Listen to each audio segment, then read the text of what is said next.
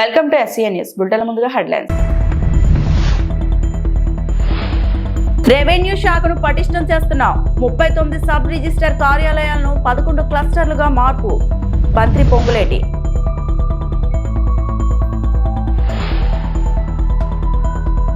కేసీఆర్ సన్నిహితుల కక్షతోనే పార్టీ నుంచి బయటికి పంపించారు. మండలి చైర్మన్ కు రాజీనామా ఆమోదం కోరిన ఎమ్మెల్సీ కవిత.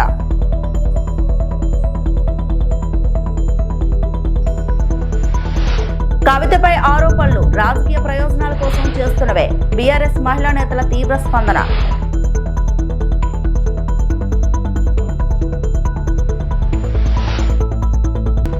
తిరుమల శ్రీవారిని దర్శించుకున్న సినీ దర్శకుడు అనిల్ రావిపూడి.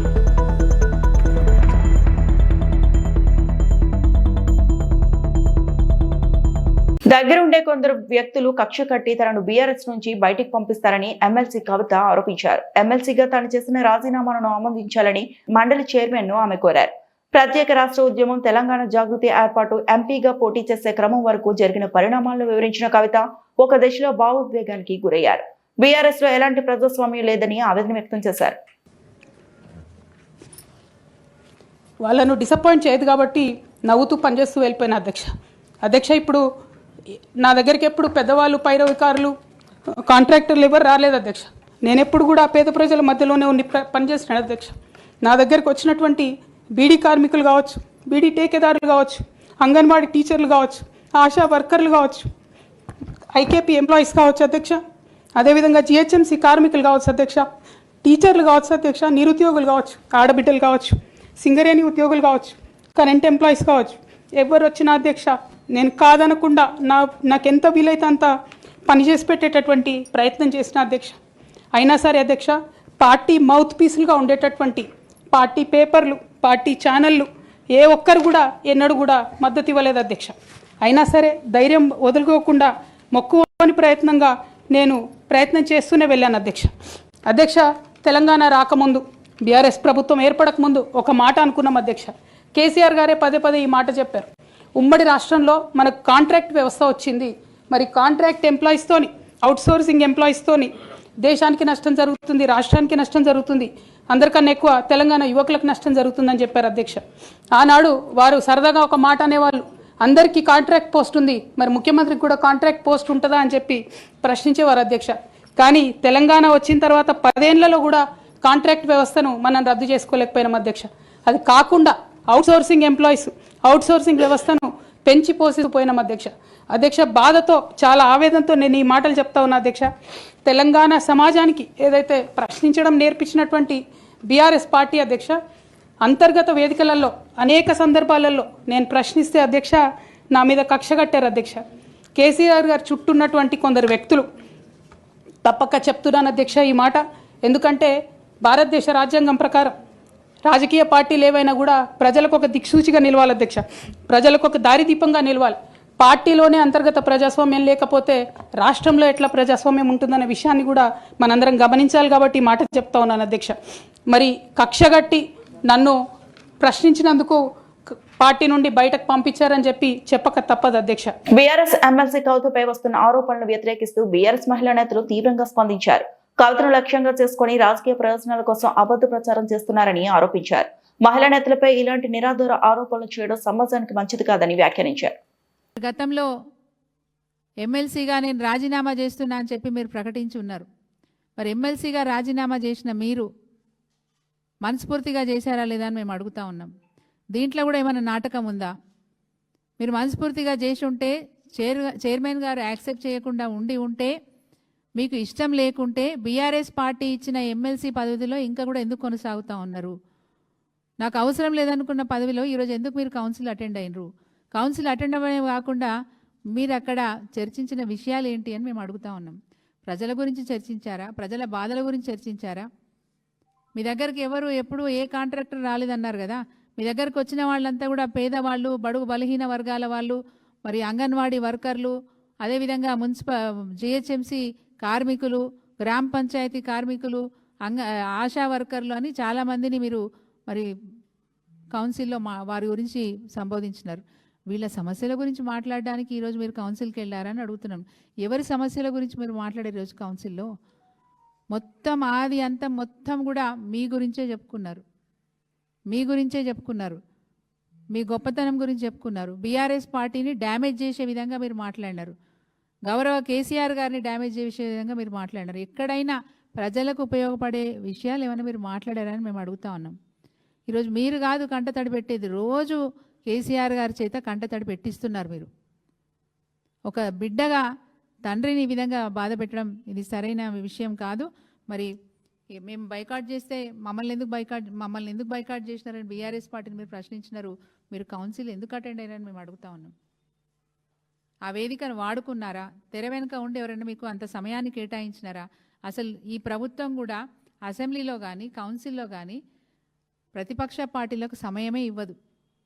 అట్లాంటిది మీ వ్యక్తిగత విషయాలు మాట్లాడడానికి ఎందుకంత సమయం ఇచ్చినారని దాన్ని బట్టి తేటతెల్లం అవుతా ఉంది.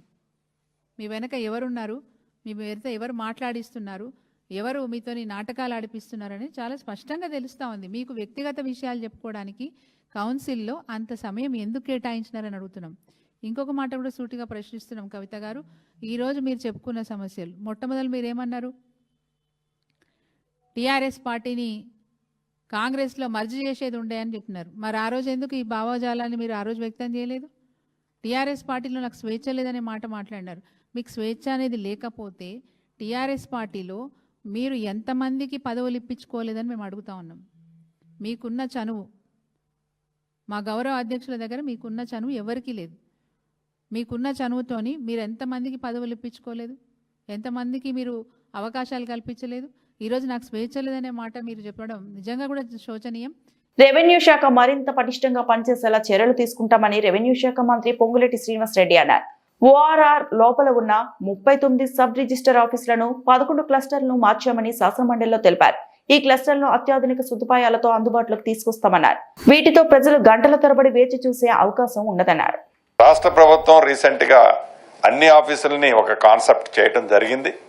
ప్రైవేటు భవనాలన్నీ కూడా ఖాళీ చేసి అన్ని సెక్టార్లలో ప్రభుత్వ ఆఫీసులు ఏర్పాటు చేయాలన్నది జనరల్ ఇన్స్ట్రక్షన్స్ ఇవ్వటం జరిగింది అధ్యక్ష.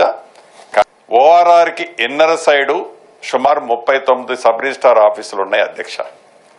ఈ 39 సబ్ రిజిస్టార్లు అన్నింటిలో రాష్ట్రంలో ఈ స్టాంప్స్ అండ్ రిజిస్ట్రేషన్స్ లో వచ్చే ఆదాయం సుమారుగా 69% ఆదాయం ఈ ఓఆర్ఆర్ ఇన్నర్ సైడ్ ఉన్న 39 సబ్ రిజిస్టార్ల నుంచే రావటం జరుగుతుంది అధ్యక్ష.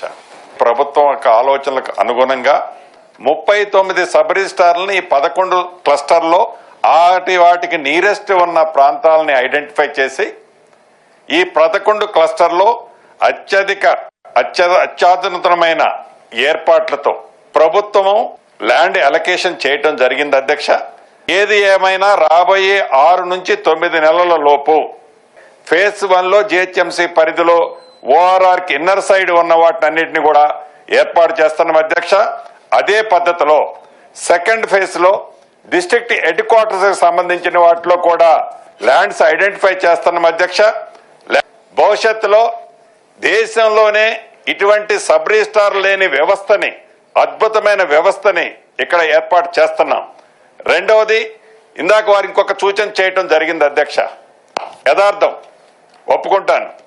ఎందుకంటే ఒక సబ్ రిజిస్టారు నిజంగా హెల్త్ బాగలేకనో వివిధ కారణాల చేతనో వాంటెడ్లీనో అవాయిడ్ చేసి అతని తర్వాత ఉన్న అతన్ని సీట్లో కూర్చోబెట్టి చేయరాని పనులు అక్కడక్కడ జరుగుతున్నాయి, దీనివల్ల ఇబ్బంది జరుగుతుందని గౌరవ సభ్యులు చేసిన సూచనల్లో నిజం.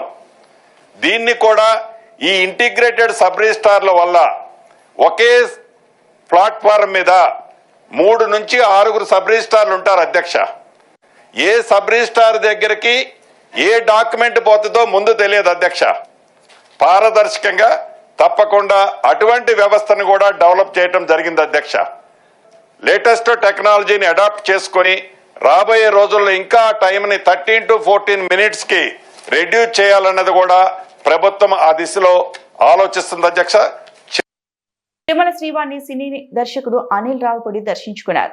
మన శంకర్ వరప్రసాద్ చిత్ర నిర్మాత సాహు గారపాటి గేయ రచయిత రామజోగయ్య శాస్త్రితో కలిసి ఆదివారం ఉదయం ఆయన విఐపి ప్రారంభ విరామ దర్శన సమయంలో స్వామివారి సేవలో పాల్గొన్నారు.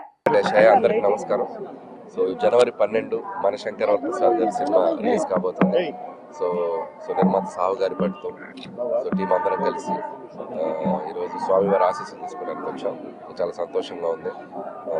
సో ఇక్కడ నుంచి ఈ తిరుపతిలో ఈవినింగ్ 4 గంటలకి సినిమా ట్రైలర్ లాంచ్ అయిపోతున్నాం. సో ఫస్ట్ టైం మనశంకర్ ప్రసాద్కి సంబంధించిన కంటెంట్ బయటికి ఒక 2.5 minute ట్రైలర్తో వస్తున్నాం.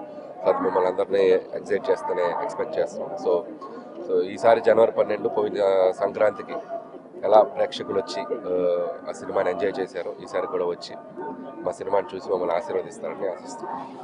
వెనిజులాపై అమెరికా దాడిని ఖండించాలని ప్రపంచ బందిపోటులాగా అమెరికా వెనిజులా మీద అమానుషంగా విరుచుకుపడి దురాక్రమణ దాడి చేయడాన్ని సిపిఎం జిల్లా కార్యదర్శి గొల్లపల్లి జయరాజు తీవ్రంగా ఖండించారు. తన పెత్తనాన్ని నిలబెట్టుకునేందుకు ముఖ్యంగా ఆయిల్ కంపెనీల ఒత్తిడికి లొంగి వాళ్ళ ప్రయోజనాల కోసం ఈ రోజు వెనిజులా మీద అమెరికా దాడి చేసిందన్నారు. అమెరికా యుద్ధోన్మాద చర్యలతో ప్రపంచ శాంతికి ముప్పు వాటిల్లుతుందన్నారు. ఈ రోజు సంగారెడ్డిలో సిపిఎం ఆధ్వర్యంలో వెనిజులాపై దాడిని ఖండిస్తూ సంగారెడ్డి కొత్త బస్టాండ్ వద్ద నిరసన కార్యక్రమం నిర్వహించడం జరిగింది.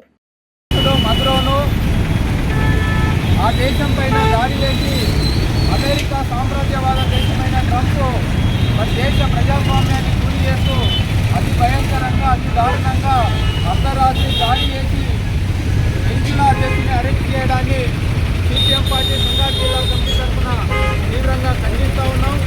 ఈ వెనిజులా అధ్యక్షుని ఏదైతే అరెస్ట్ చేశారో అరెస్ట్ చేసిన మదురోను వెంటనే విడుదల చేయాలని సిపిఎం పార్టీ తరఫున డిమాండ్ చేస్తూ ఉన్నాం.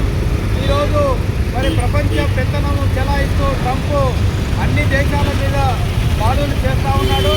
ఈరోజు వెనిజులా మీద కూడా అదే పద్ధతిలో దాడి చేస్తూ అక్కడ వాళ్ళు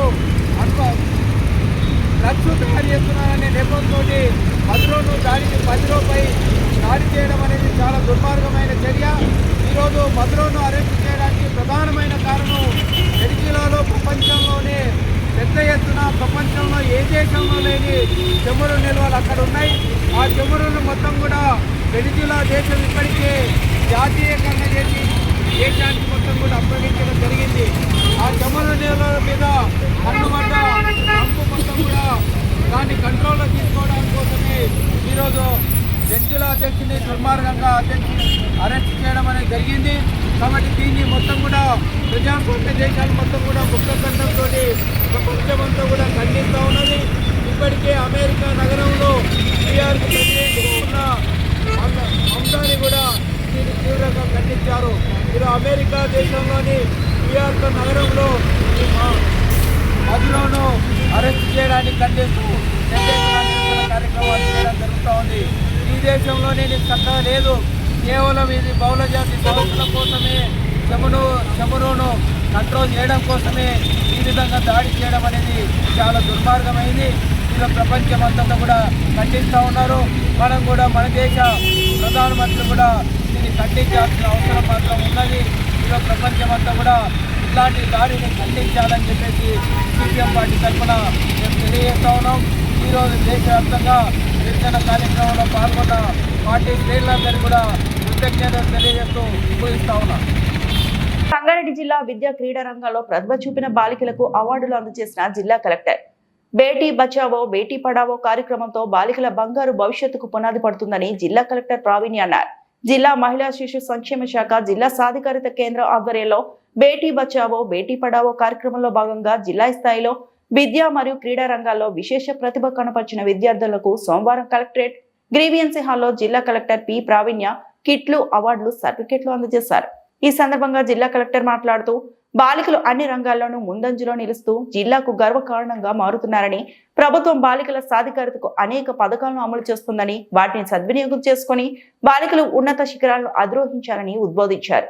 విద్యతో పాటు క్రీడల్లో కూడా బాలికలు రాణిస్తూ ఆత్మవిశ్వాసంతో ముందుకు సాగాలని ఆమె ఆకాంక్షించారు. ఈ కార్యక్రమంలో భాగంగా ప్రతి విద్యార్థికి ఒక bag, track suit, water bottle, motivational పుస్తకం, టీ-షర్ట్ తో పాటు అవార్డు సర్టిఫికెట్ ను అందజేశారు.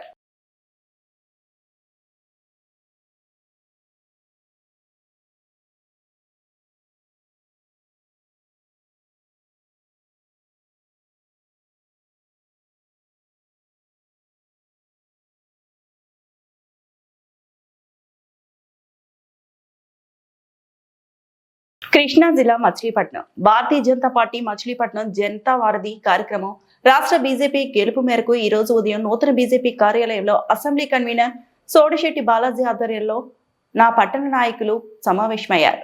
ఈ కార్యక్రమానికి ముఖ్య అతిథిగా రాష్ట్ర పొగాకు బోర్డు చైర్మన్ శ్రీ యశ్వంత్ కుమార్ పాల్గొన్నారు. జనతా వారధి కార్యక్రమంలో ప్రజా సమస్యలను భారతీయ జనతా పార్టీ కలెక్టర్ కి పీజీఆర్ఎస్ కార్యక్రమంలో అందజేయడం జరుగుతుంది. పొగాకు బోర్డు చైర్మన్ యశ్వంత్ కుమార్ మరియు అసెంబ్లీ కన్వీనర్ సోడిశెట్టి బాలాజీ ఆధ్వర్యంలో ప్రజా సమస్యలను కలెక్టర్ కి వివరించారు. ఈ కార్యక్రమంలో జనతా వారధి జిల్లా incharge Gajula Siddhartha, co convener Ganta Satish Kumar, BJP senior నాయకులు సోడిశెట్టి బాలాజీ, కూనపరెడ్డి శ్రీనివాసరావు, ధూళిపాళ్ల శ్రీరామచంద్రమూర్తి, హారిక హరికృష్ణ, గాయత్రి, అంజనాదేవి, మహాదేవమూర్తి, నాయకులు, కార్యకర్తలు తదితరులు పాల్గొన్నారు.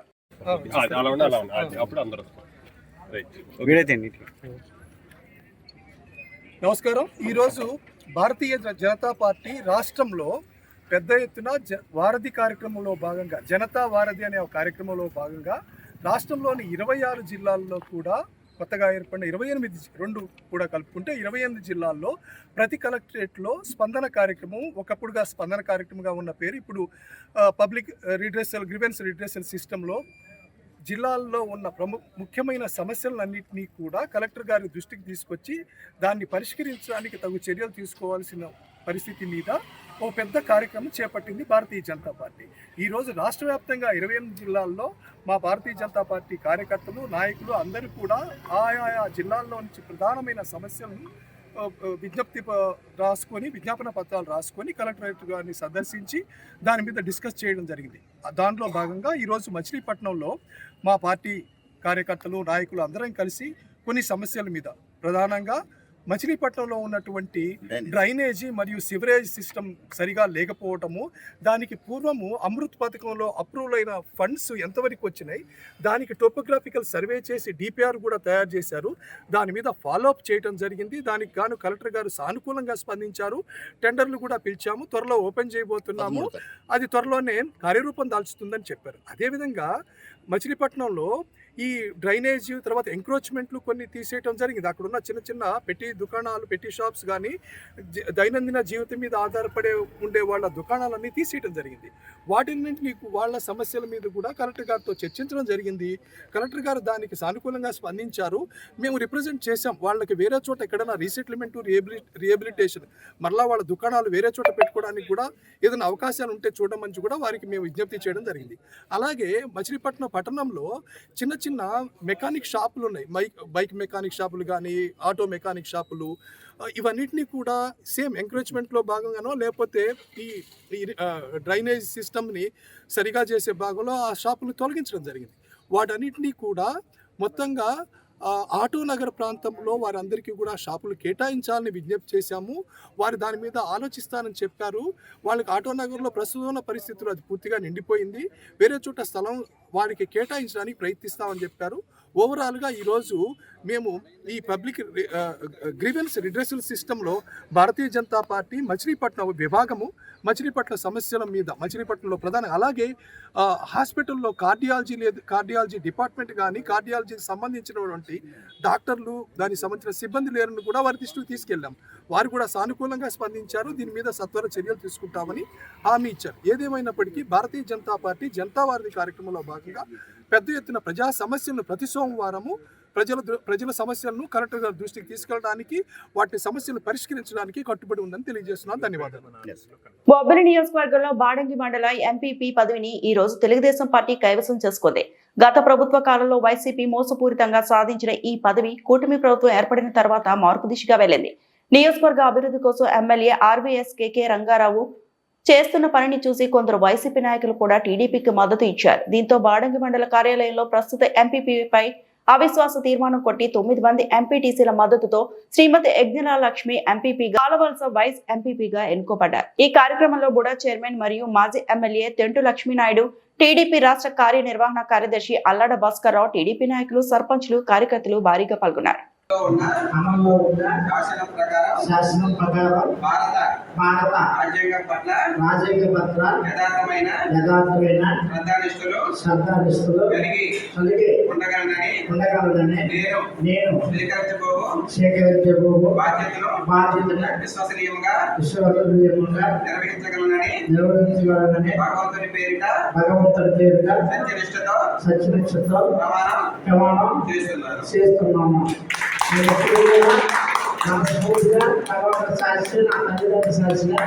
ఎన్ని సర్వీసెస్ చేస్తారు కానీ ఎక్కడ కూడా ఏమన్నా మార్పులు చేయగానే ఈ పెద్ద ప్రమాణం చేస్తున్నాను.